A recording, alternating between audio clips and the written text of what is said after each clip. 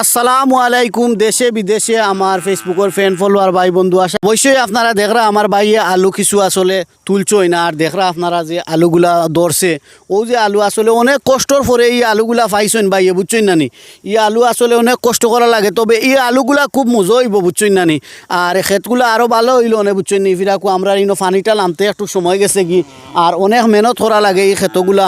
আর ও যে আলু দেখরানি এগুলা আলু কিন্তু খুব সুস্বাদু, টমেটো দিয়ার আলু খাইতে খুব মজা লাগে। আর আমার ভাইয়ে তুলা মাতিবা, বুঝছেন নি ভাই?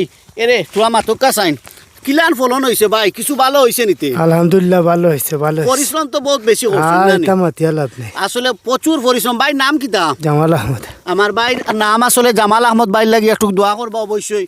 আর দেখরা আপনারা ও যে আলুর বীজ আসলে রুইসলা রুয়ার পরে এখন ও পাইছই না, আর তুলটাও আমরাও আসলে বাইর লোকে কিছু তুলাত সার দেই। আমি নিজেও অবশ্যই দেখরা, আমি নিজেও সার দিই, আর অবশ্যই আমি নিজে সার দিয়ার বাইরে একটু তুলাত ও দেখরা নি তা তুলতে রবা আসলে খুব ভাল লাগে, বুঝছেন নি? আমরা আর এগুলা যে ক্ষেত আগে মাইসে খুব বেশি করতাম, আমরা তো আর এখন এগুলা করি না, না করি খালি ফরমালিন মুক্ত অকলতা নিয়ে খাই। আর এগুলা যদি করিয়া আমরা খাই তাহলে আমরা দেশও, তবে আলহামদুলিল্লাহ ইফিরাকু একটা ভালো হয়েছে, আমরা দেশও কিন্তু ফলন হয়েছে খুবই ভালো, শাক সবজির দামও খুবই কম। আর ও দেখো আসলে মানুষের লাগে আসলে এগুলা সেবামূলক একটা খাম, ওলার মানুষের লগে জড়িত থাকলে আসলে খুব ভালো লাগে এইগুলা।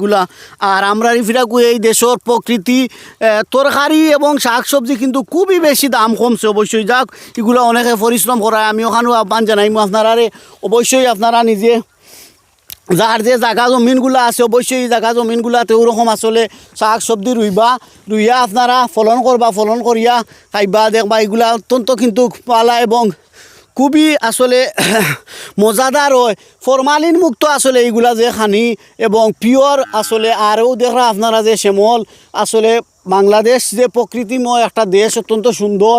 আর এই সুন্দর একটা জায়গার মাঝে আমার প্রিয় ভাই আসলে আজকের ক্ষেত করছেন, আমি নিজেও আইলাম আসলে আলু দেখলাম তুলিয়া, অবশ্যই খুবই ভালো লাগলো। আর মানুষ আসলে মানুষের জীবনের কর্মর উপরেও মানুষ সবসময় বাঁচিয়া থাকে, বালা কর্ম করলে বালা সবসময় ফলায়। তবে আমি ওখানেও আপনারা কইমো আমরা এই শ্যামল বাংলাদেশ, আমরা এই প্রকৃতিময় আসলে এত সুন্দর বাংলাদেশ, আপনারা যে যার জায়গা জমিন আছে জায়গা জমিনও আপনারা ক্ষেত কৃষি যেগুলা যে সিজনও করার ওগুলাও খরক্কা করলে বাংলাদেশও দেখবা অনেক জিনিসপত্রের দাম কিন্তু কমিয়ে আইব।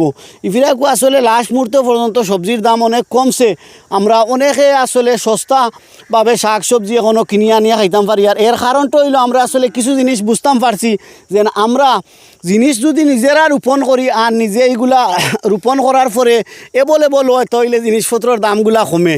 তো ইটা থেকে আমরা শিক্ষা নিতাম অবশ্যই, আমরা যদি জানি এগুলা বুঝি। আর আমরা যে জায়গা জমিন মাঝে ওলান যে সময় যে সব ফলনগুলা রুয়া যাইব ও ফলনগুলা যদি আমরা রুইলাইতে আমরা আর বাংলাদেশে আসলে কোনো কিছুর অভাব হইতো না। অবশ্যই ই দেশ সোনার বাংলাদেশ এক সময় অবশ্যই হইব। আর আপনারা অবশ্যই দেখরা প্রাকৃতি সৌন্দর্যময় আসলে এই দেশের।